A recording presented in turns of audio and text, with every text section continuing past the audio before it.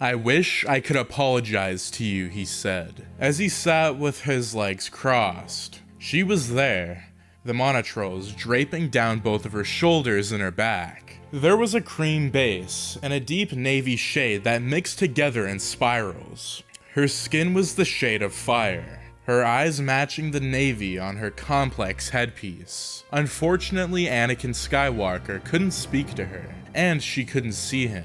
It wasn't because he didn't have the capability to, it was because he didn't feel worthy yet, like he hadn't earned it. Ahsoka Tano was there, her shutting her eyes to continue her meditation. The pale lightsabers bounced off the sides of her attire, the colors mixing together to form a somber aesthetic. It made her seem like an adult. There was a strange thought. To Anakin, she'd always be the kid he met all those years ago. Maybe to earn a conversation with her, he had to open up about his past. He had to go through the memories and explore them in detail. Like her, he had to meditate. He had to go beyond himself and unlock the horrors he had done. That was what he did. With a deep breath, Anakin sat across from her in the abandoned temple. He didn't recognize if it was a Jedi temple or not. It had been far too long for him to remember the ins and outs of the Jedi temple. He wished he remembered, but no matter how hard he tried, nothing came to him. So, he shut his eyes and mimicked her pose. The memories nipped at the back of his mind until he fell into them. By the time he opened his eyes again, the temple was gone, replaced by the moment he died. He saw the hangar. He saw his helmet off as he stared at Luke Skywalker, his savior. As stormtroopers rushed around the polished floors, the alarms blared and sweat filled the air. Despite only being a ghost, Anakin Skywalker could feel each moment. He could feel the dust in the air, settling on his skin, and then there were electrical bursts that spewed out of the open panels on the wall. Anakin approached the dying Vader and the despaired Luke, his pace slowing until he could see the look in Vader's eyes. The regret mixed with relief. Maybe a hint of solitude was present as well. Anakin didn't get the chance to relive his last moments alive. Vader had already slumped over, his pale and torn skin shimmering in the white lights surrounding the space. Luke took a moment to mourn, but Anakin turned his attention to Darth Vader. This was the day Anakin Skywalker became a Force ghost. Back then, Anakin had the patience and waited for his son to leave. After Luke departed the hangar, Anakin decided to take his Force ghost form for the first time.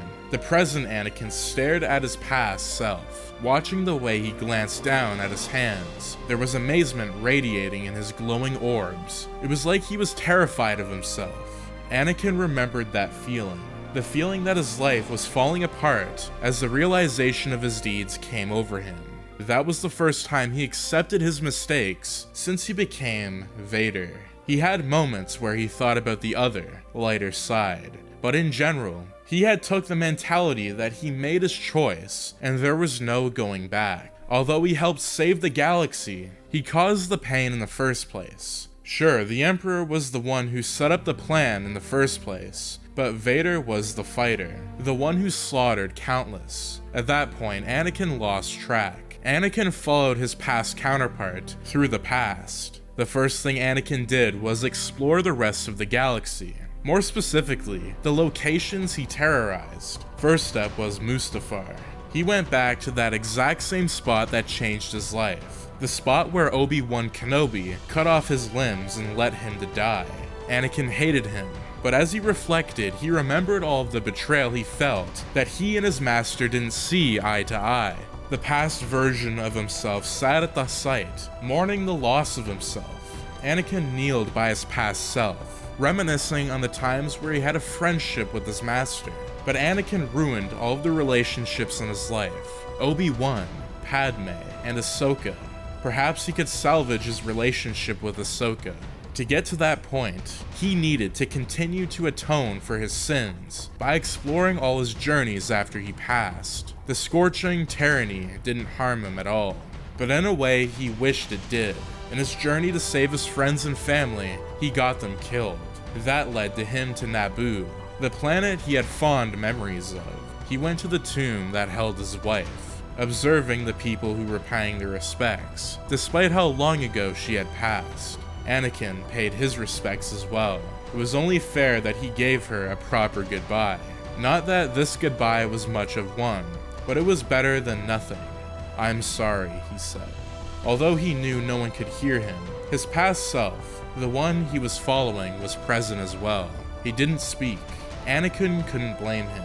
There were many more sites to visit and pay respects to, many more people to apologize to for being who he was. One of the first things Anakin did when he became a Force ghost was vow to protect the future Force users and any current ones who fought to make the galaxy a better place. There were plenty on the list, like Cal Kestis, Ahsoka Tano, and Ezra Bridger.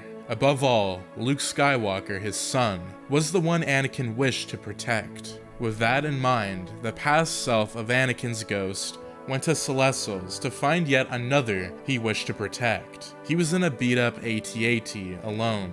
Anakin was half expecting there to be others with him, but Captain Rex seemed like he was leaving. He was merely packing up what remained of the Clone Wars. The past version of Anakin got close to Rex, almost like he was attempting to reach out and form a relationship with him. There was no easy way to rekindle those flames. Anakin knew that then, and he knew it now. That was why he was scouring the worlds he had terrorized. He hoped it brought him enough will to talk to his apprentice. Rex stiffened. Both Anakins did too. Rex peeked at the air around him as if searching for something, but after a few beats, he brushed it off and continued packing. The metal was rusted, moss dripping off of the sides, despite how Seals was a dusty planet. Water containers were spilled on the floor, electrical panels hanging off the walls. Anakin realized in that moment that he had found peace. Both Rex and Anakin, or, in the grander scale, the entire galaxy. The war was over, and order could be restored. A new era could rise from the ashes of the destroyed Empire. Anakin hoped that he could help, and he made a mental note to guide the next leaders through their journey. To truly atone, he couldn't rest yet. He had to oversee the rebirth of the galaxy, and stray any leaders away from the dark path Anakin fell victim to. He wouldn't let another young leader fall prey to the powerful. He couldn't. Not again. Rex turned, and in that moment, the present Anakin locked eyes with him. Although it was just a memory, Anakin felt his breath hitch. Rex gave a tiny, unnoticeable nod that had Anakin stalling. He hesitated. Then, he opened his eyes and let the past fizzle away. It couldn't have been more than just an hour since he fell into the trap that was his mind. Ahsoka was still there, meditating as he was. For a moment, it felt as though they were master and apprentice again.